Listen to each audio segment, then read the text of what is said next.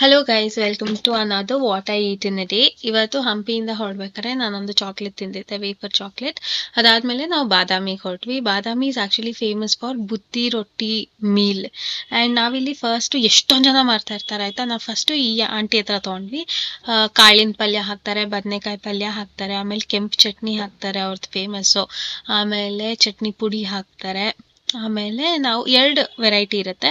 ಒಂದು ಸಾಫ್ಟ್ ರೊಟ್ಟಿ, ಇನ್ನೊಂದು ಹಾರ್ಡ್ ರೊಟ್ಟಿ. ನಾವು ಕಟಿ ರೊಟ್ಟಿ ತಗೊಳ್ಳಿಲ್ಲ, ಸಾಫ್ಟ್ ರೊಟ್ಟಿ ತಗೊಂಡ್ವಿ. ಮೊಸರು ಹಾಕ್ತಾರೆ.